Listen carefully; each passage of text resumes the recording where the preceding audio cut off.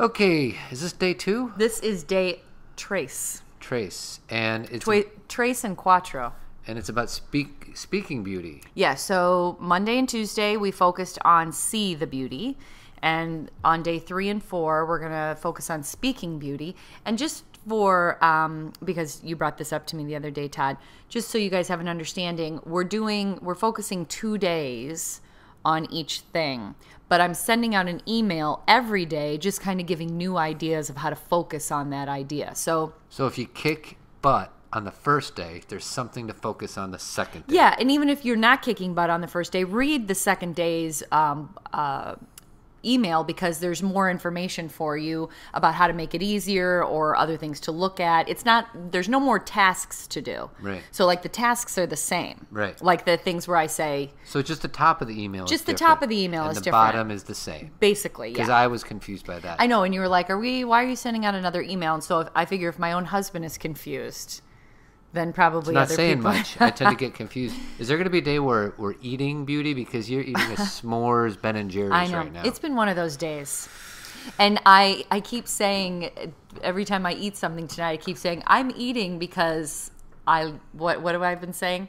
You're eating because I'm trying to soothe day. myself. Yes. And I say that out loud just so I'm not trying to fool myself into thinking I'm hungry, because really I'm just doing it You're because just being honest. It's soothing me. So yeah, I just had some bites of my s'more ice cream. So I just read your thing as far as what people we're are going gonna to focus get, on? and there's a lot of really good stuff. Okay, yes, I'm excited about it, but let's focus on the focus. Okay? And the focus is speaking beauty. What we mean by that is recognize what you say to yourself and others. So it's not just about what you say out loud, it's your self-talk too. What's going on in your head. Your inner roommate. Your inner roommate. And when I say that, that doesn't mean stop the voices in your head from being unkind. Just notice them. Because the thing is, we all have voices in our head. It's very normal to have negative things that we're saying about ourselves.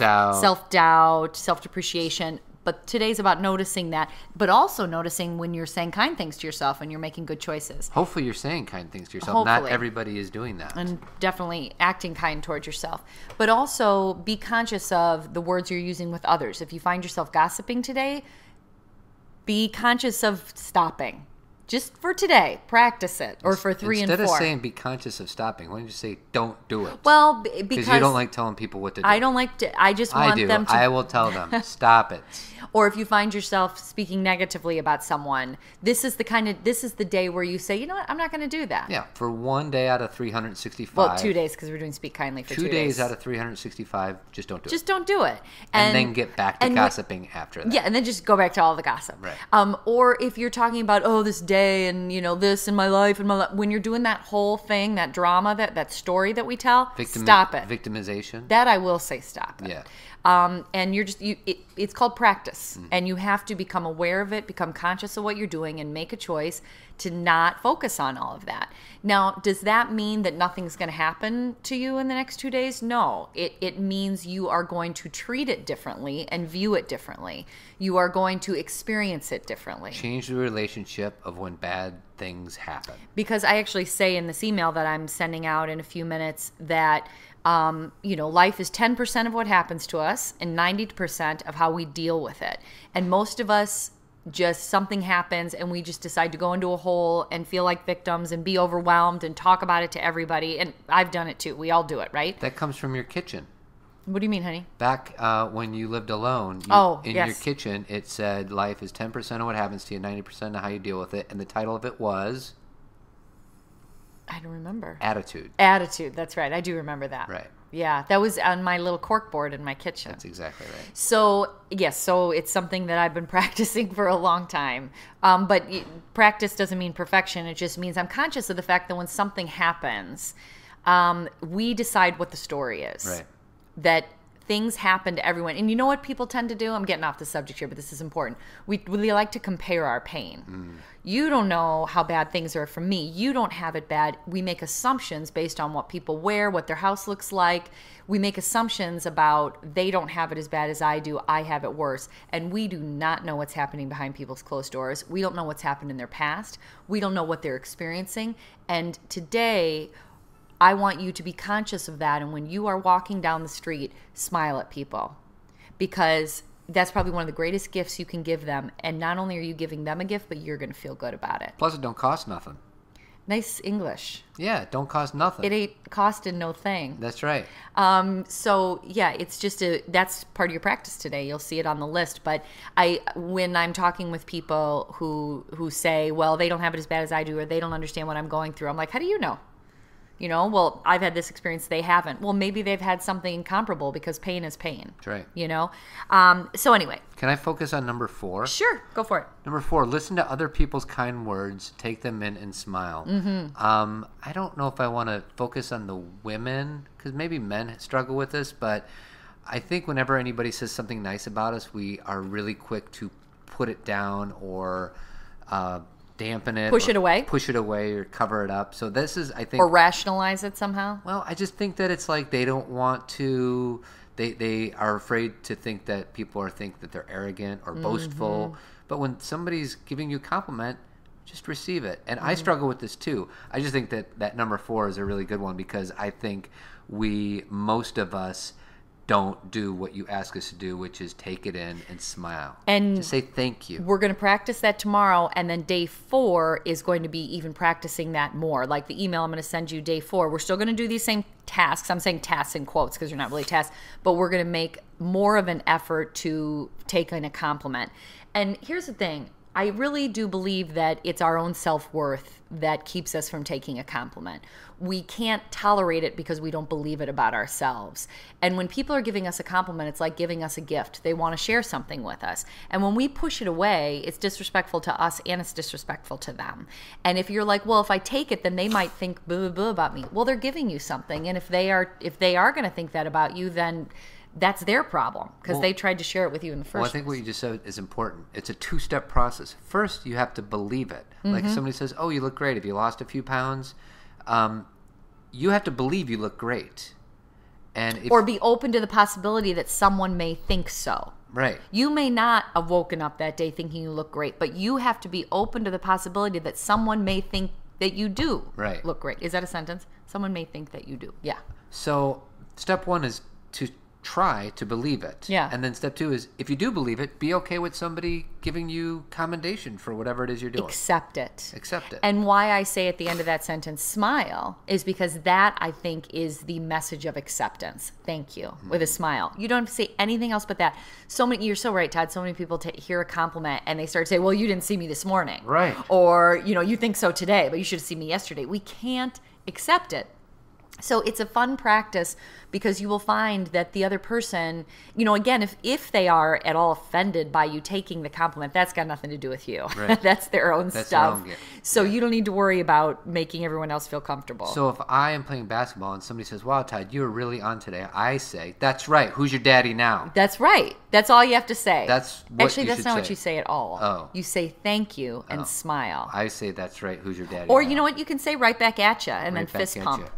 I like never that. understood the who's your daddy now. Why is I think daddy means who's controlling you. Okay. I don't know. It's just, I don't get it.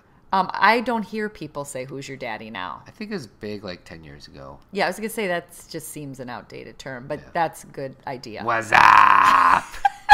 That's an outdated term. Remember that? I do. That was like 5 years ago. No, it was like 15 years ago. Oh, was it really? And it's like the most annoying thing. I know. And everybody did it. And the thing is you're still doing it. Oh, sure. I'm sure I did. But what was that for? Budweiser? I think it was a Bud Light commercial. Yeah. Okay. I want to say it one more time. Okay, go ahead. I'm not going to. Do it. I don't want to. Okay. So here's the other things you're going to do tomorrow. Simple things. You're going to write down 3 qualities about yourself that you like. Do more than 3 if you can. I'm saying 3 just so you're not like, I can't think of any. Write 3 qualities about yourself and post it on your mirror so you can see them so you don't forget. If you're really struggling with qualities about yourself, which I hope you don't, ask somebody. Ask your significant other, ask your kids, what do you like? And, again, I really think this should come from you, but I don't want you to struggle. Right. So The other thing, I already said this, but make a conscious effort to make eye contact with people and smile and say hi. Feels good. And then if you want to, the I want to do more and I'm on fire today are basically in the same vein, but just taking it a step further, writing a letter to somebody, emailing people and telling them how much you appreciate them, saying no to people when you want to say no, and knowing that that's okay. That's what I want to zero in on real quick. I know we're at 10 minutes right now, but who was the lady that said you're not doing a good job unless you disappoint somebody Cheryl Richardson. every day, and how counterintuitive that is. But really, if you are just giving yourself the whole time and you never... Every time you say yes to somebody else, you could possibly be saying no to yourself. For sure. And that's the thing. If it's something you want to do, you say yes. But if someone asks you to do something and you say yes and you don't want to do it, and then you resent that person, and then you're all miserable for the next week because you said yes, what are you doing? Yeah. Why? It's your responsibility to say no if you don't want to do something. It is not the person who asked you. It's not their fault. They're just asking. And I have learned that in my own life, that I used to worry, like, well, what if they don't want to do it and they say yes and then I feel bad? I ask now, and it's the other person's responsibility to say no. Well, your example is you've been asked to be room mom for our kids' schools, right? Continue it. I mean, when I say I've been asked, a few people. Every year you get a chance to volunteer. Yeah. And the first few years you probably struggled saying, oh, what are they? I didn't really. But now I think you don't even think twice about it. I don't. You know why? You say no because you don't want to do it. And not just room mom. There's other things that I've said no to. And not because I don't think it's valuable, because I'm not good at it. And there are other people that are better at it. And when I take that, if I were to take that job because I felt guilty, then someone who could really do it well, who enjoys it, would be missing out, because I'd be trying to fill a space out of guilt. And the thing is there's other things I will do for the school. There's other things that I donate. There's time that I donate at different, different opportunities that I do take, and going to the girls' classroom. But those are the kind of things that I won't do. What do you want to finish with? Because we're already 11 minutes well, in. we do that kind of thing. So the song tomorrow, Do Not Make a Face. What is it? Do Not Make a Face. It's right here. I can't find it. Here it is. Say what you want to say. Say what you want to say. Ted doesn't like John Mayer the way I do. If you ever play the drinking game where you have to drink every time he says, say what you want to say. Here's the thing about this song. I know you don't like it. I love it. And if you listen to the words to that song, the whole point of it is say things to people that you know you want them to know. Make sure that they know how you feel about them. Make sure that you're honest about how you feel. Make sure that you're authentic with yourself. And don't wait until a crisis to do those kind of things. We walk around, he talks about in the song, we walk around with like armor on, and we want everyone to know that we don't care and nobody bothers us and we don't really care that much about that person or that.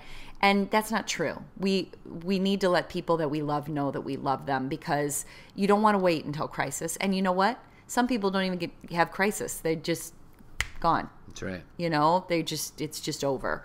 So, so there's a lot of other things on the email. Please read it. But the gist is, speak beauty for the next couple of days. Notice your words. Notice other people's words. And even if you notice other people around you talking and it has nothing to do with you, but they're talking about lovely things, still smile and take it in. It's still good energy, because words are energy. That's right.